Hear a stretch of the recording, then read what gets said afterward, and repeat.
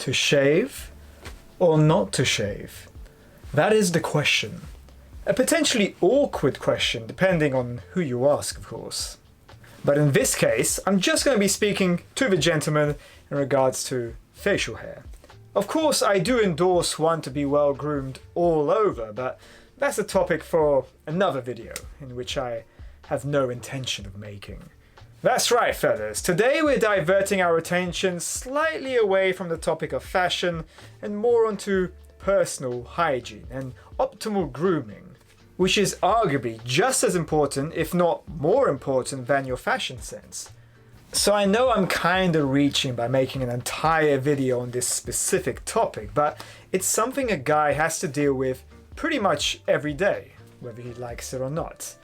Unlike haircuts, where you can just leave it be for a few weeks or months, shaving happens to be more of a requirement. Some people like to make this something that they take a lot of time and effort into doing. They got all the creams, the shaving brush, the cutthroat razor with all the essential oils and cosmetics. They want to keep it old school by making more of a thing about it. So they collect the classier, more traditional products, whilst others are happy to just use the bare minimum and want to be done with it and get on with the rest of their day. But honestly, why not go for a traditional barbershop once in a while and get pampered and get those classy stills for the gram? But yeah, I'd say that shaving, at least properly, from full beard to clean shaven is going to be somewhat of a time-consuming and delicate operation. Here's a breakdown of the main benefits of a traditional straight razor, or some might call the cutthroat razor, compared to the modern multi-blade razor like, a Gillette free blade. With the straight razor, you can get a much closer shave as you can control the blade angle and pressure directly. Reduce skin irritation, assuming that you don't cut yourself. Multi-blade razors are designed with a fixed angle, which is more forgiving but less adaptable to your unique facial contours. Each blade lifts and cuts the hair multiple times. Straight razors let you shave exactly where you need without unnecessary extra passes. Cost efficiency over time. A straight razor is a one-time purchase. With proper care, it can last decades. There's definitely more of a skill and ritual element to it. It's mindful, almost a meditative process. It takes time, patience, and steady hands to master the craft of a close shave safely and without killing yourself. Beginners may experience nicks and cuts until they develop the proper and eventually masterful technique. The whole process is a bit slower, meaning it might not be so ideal if you need to rush in the morning in order to get to work. Unfortunately, being late to the office because you were trying to master your blade game isn't an acceptable excuse. There is less clogging. A single open blade rinses clean instantly. Multi-blade cartridges can clog with hair and shaving cream, reducing efficiency. Maintenance is also required. You'll need to strop the blade before each shave and occasionally hone in on a whetstone to keep it sharp. Cartridges are maintenance free. Just replace them when they're dull. Upfront cost? Well, a quality straight razor, strop, and honing gear can be expensive, whereas cartridge handles are generally pretty cheap. I mean, seriously, they aren't playing around with some of these cutthroat razors. Some of them on the higher end, costing around £230 to £330. Straight razors are bulkier, require extra kit, and can't be carried as hand luggage on planes, because obviously security will just assume that you're an expert assassin. The Bond movie Skyfall definitely had something to do with the 405% sales spike and cutthroat razors within 5 days of release. It probably still is influential to this day amongst the grooming enthusiasts. And on a surface level, you may think that shaving isn't really much of a significant enough topic to go into too much depth with, but actually is kind of a big deal. $1 billion industry, in fact. So the question is, would you rather associate yourself with brands that are more high-end and traditional, such as florists, and getting your products from places such as Taylor of Old Bond Street or Geo F. Trumper? Or are you more of a mainstream guy? So the first thing that someone sees you when they meet you is your face, obviously. So your facial hairstyle can demonstrate a lot about you. If it's really scruffy, that's probably going to be a factor contributing to your overall image. But sometimes the clothes can compensate for a lack of tidiness in regards to grooming. So why not get all of it on point anyway? I'm not saying that your personality is purely judged by your facial hair by any means, but it's just something to be aware of, especially if you're leaving your facial hair unkempt for a longer period of time. If you happen to have a lot of ancient wisdom, or you're a monk, or you're about 100 years old, this may not apply to you as much. The idea of keeping your skin smooth has its connotations with cleanliness, status, hygiene, and uniformity. So why don't we take a quick journey down memory lane and take a look at some of the iconic facial hairstyles sported by the top dogs throughout history. Ancient Egypt. Yeah, this is how far we're gonna go. A bit too far, I suppose, but whatever. The pharaohs wore false metal beards, even female rulers, as a symbol of divine power. 500 to 300 BC, ancient Greece. Beards were a sign of wisdom and masculinity. Philosophers such as Socrates would sport long, thick beards, questioning life itself and contemplating the universe. But I think Keanu Reeves pretty much had it all figured out anyway. Philosophize with him.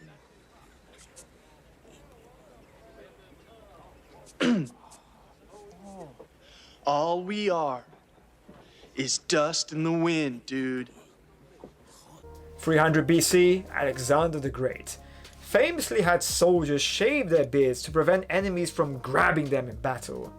One of the first examples of strategic facial hair grooming, a tradition that has remained pretty consistent throughout history.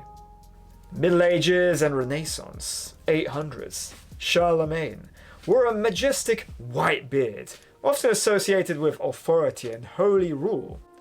Man, the year 800, can you even fathom that era today? 1500s, Leonardo da Vinci, iconic long grey beard, the Renaissance beard, representing wisdom, science and artistry. If you're gonna sport this kind of beard, you better make sure that you're damn good at painting. 1600s, William Shakespeare popularized the Van Dyke beard, a goatee and mustache combo named after artist Anthony Van Dyke, also sported by hipsters and millennials who probably also like to dabble in poetry. 18th to 19th century, the 1700s, Peter the Great, Russia, imposed a beard tax to modernize Russian men into shaving and adopting a Western European clean-shaven style, and in a way it still seems to be prevalent to this day. 1800s, Abraham Lincoln, one of the first US presidents with a full beard. He grew it after an 11-year-old girl wrote to him suggesting that it would improve his image. Hope the advice didn't hurt his ego too much. Late 1800s, Friedrich Nietzsche wore a huge moustache that became part of his intellectual mystique. A man of his time with a philosophy which resonates a lot with today's more nihilistic / doomer generation. Early 20th century, 1930s to 40s, Charlie Chaplin. The toothbrush moustache became iconic for comedy, such as with Charlie Chaplin, later stigmatized by Adolf Hitler. Safe to say this one is best kept off limits today. The thin curled moustache, like with Salvador Dali, symbolized surrealism and eccentric genius. Well, it's good to be experimental sometimes. 1960s to today, you got Che Guevara, where a revolutionary beard became a symbol of rebellion. I don't know whether the beards are still considered that rebellious nowadays, perhaps quite the contrary, but it definitely rebels against corporate culture at least. 1970s, you had the long, wild beards that became synonymous with rock and roll. The 1980s, you had Tom Selleck. You had the moustache, which was iconic in Magnum PI, brought facial hair into mainstream sex appeal. I'll say that you gotta be a certain kind of individual to successfully pull this off. But it might actually be coming back soon. The 1990s, grunge movement. Bands like Nirvana and Pearl Jam sported scruffy beards representing rebellion and anti-consumerism. This is a look that I could potentially pull off after 3 weeks of not shaving or grooming whatsoever. The only issue is that I don't have the same talent with the guitar. 2000s, hipster beards. The beard revival with lumberjack culture. Full styled beards paired with a flannel shirt and artisan coffee, of course.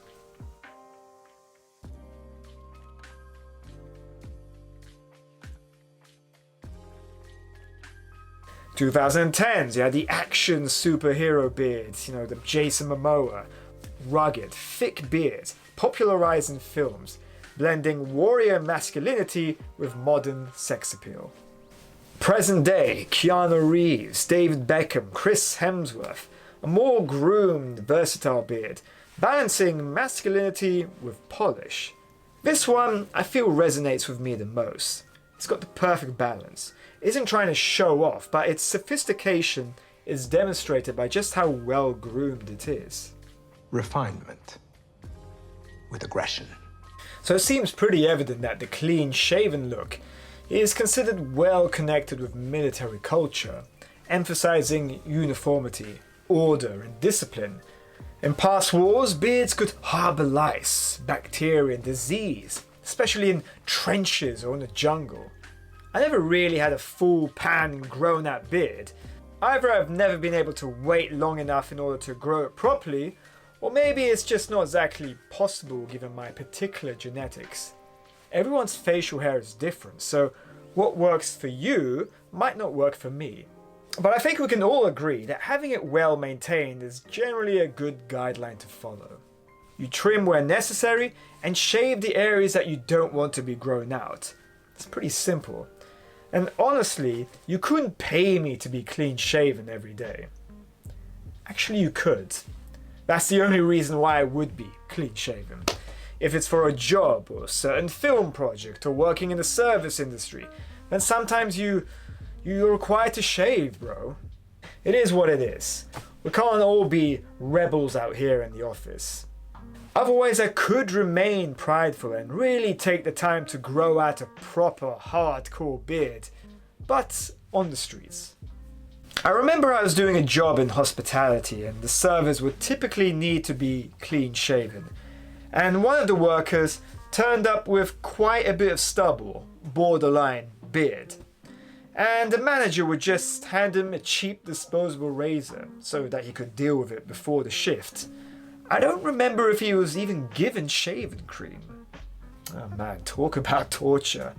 But understandably so, the clean-shaven image was part of the etiquette for the staff of this rather prestigious venue. But generally I find it more fun and creative to groom and shape my beard every day, as the maintenance doesn't require me to endure as much blade to skin contact every day. Sometimes it feels a bit like an operation and ain't nobody got time for that shit. There's a general sense of progression every day when growing out a beard. Every day it just looks a bit more defined and pronounced, giving you something to look forward to when waking up in the morning. In a way, it's like creating a work of art. A beard is kind of like makeup for men, only you ain't no joker.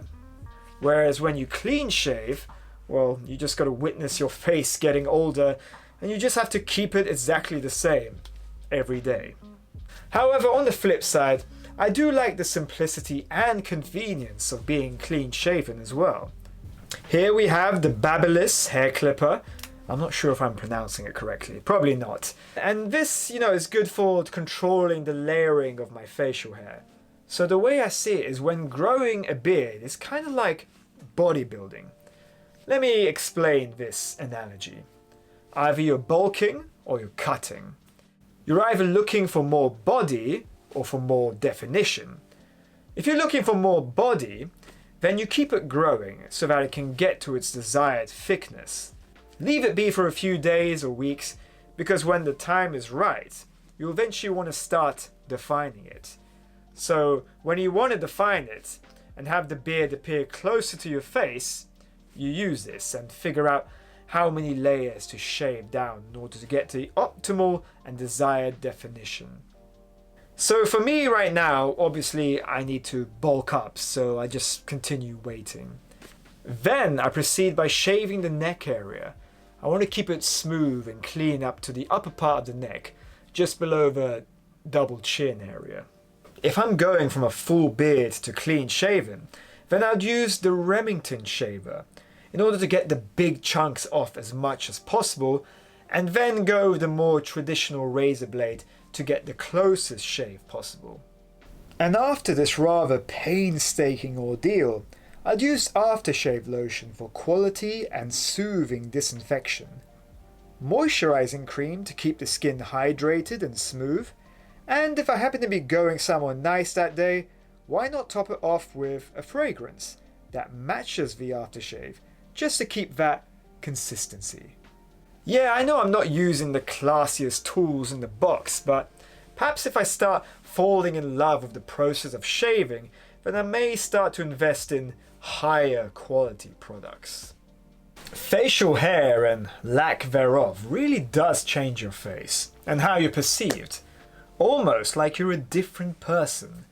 But whatever look I choose to go with, I have to own it. Whether it's a beard or a mustache or clean shaven, now I've decided to be that guy. With a beard, you're leaning more into your aggressive, masculine, but more down-to-earth side. Ready to chop wood at a moment's notice. And with the clean-shaven look, you're a bit more sophisticated, smooth, fresh-faced, and precise. And with a mustache, you're just a chill, quirky dude who likes to drink matcha lattes and craft beer.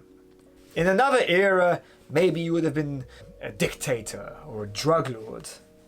Many guys will choose to shave or not shave based on what women tell them they should do. And for the guy that follows their advice on this matter, it could potentially be a bit of a risk, and the results are either hit or miss. Perhaps as a man, you have a female friend who you like, and she says, "You know what? I think you should shave. You look more handsome and it would show your face more. It's a bit too tickly for me. You look a bit like a caveman." So now as a man, you're in dangerous territory. Do you oblige? And then of course, like a total dork, you do. You're like, maybe she's right. And so you proceed to shave all the way, clean shaven. And then you show up to her looking like a basic ass dude, a big kid. You just lost that oomph about you, you know. It's like you're naked, exposed. You've just been demoted from BF to BFF. Potential end zone to guaranteed friend zone. Congratulations, dude. Now you're stuck watching Sex and the City rather than getting, in the city. She may not call you a bitch to your face, but you can definitely see the disappointment there. And then, either she'll fall for someone with a beard, with a completely different look, or if she's a real one, she'll just tell you, "You know what? I was wrong. Actually, I think you'll look better with a beard. And I'll wait for you, because I know that shit takes a long ass time to grow." Yeah, I know this is a bit rich coming from someone who is currently almost clean shaven, which is why I like to switch it up from time to time and not attach my identity to just one look. And if you're going from a beard back to clean shaven, after a while it does feel a bit weird. It's like, who the hell even is that guy in the mirror? But genetics do play a part in regards to a beard's thickness, or dare I say, quality. Some guys even go as far as to have beard transplants or use hair growth medication for this kind of thing. But if you happen to be blessed with favourable genetics in regards to facial hair, then why not make the most out of it? If not, just keep it clean shaven. You don't want to be trying to rock baby hairs or cat whiskers into your 30s at that point. You gotta bite the bullet and do what works for you and run with it. So why don't we put the clean shaven look and the bearded look head to head? So here are the benefits of growing a beard. Less skin irritation, avoids razor burns, nicks and ingrown hairs from daily shaving. Natural sun protection. A beard can block up to 95% of UV rays, helping to protect the skin from sun damage. Reduced acne and razor bumps. Less shaving equals less irritation and clogged pores. A well-groomed beard can enhance or define facial structure. Saves time and money. Adds character and maturity. Beards are often associated with wisdom, masculinity and authority. Offers natural insulation for your face during winter. Customizable style. You can tailor the beard to style your face shape and personal aesthetic. And what about the benefits of being clean shaven? A professional appearance, often perceived as more polished and tidy in formal settings. Makes you appear younger, especially if you're removing grey or patchy facial hairs. Easier to clean and exfoliate the skin without hair trapping dirt, oil or bacteria. A smooth feel. Many people prefer the smooth texture of freshly shaved skin, especially the women. Saves time and effort spent trimming, shaping or grooming the facial hair. Facial expressions are more visible, which can aid in communication. So if you want to convey more honesty, be clean shaven. If you want a better chance of getting away with lying, grow a beard. And so what defines quality of beard growth? Meaning as thickness, fullness, coverage and texture? Well, there are several biological and environmental factors. Your DNA is the biggest factor. If your father or male relatives have thick beards, you're more likely to as well. Genetics control beard density, how many follicles you have, beard growth pattern, whether hair grows or doesn't grow, hair thickness and color, testosterone, and especially dihydrotestosterone, DHT, plays key roles in facial hair growth. High levels of DHT can lead to thicker, more developed beards, but your sensitivity to DHT also matters. Age. Many men don't see full beard potential until their late 20s or even their early 30s, and perhaps it even improves beyond this age. Nutrient deficiencies like zinc, vitamin D and protein can weaken hair quality. Good overall health promotes better beard growth. Sleep, stress levels and exercise affect hormone balance. Poor sleep or high stress equals lower testosterone, DHT, which equals slower growth. Skin conditions or damage, acne, scars, burns or certain medical conditions can block follicle activity. Proper skincare can improve follicle health and appearance. So in summary, quality beard growth is a combination of genetics, hormones, age and general health. You can't control your genes, but you can optimize your hormones. And also you can groom to maximize your beard's potential.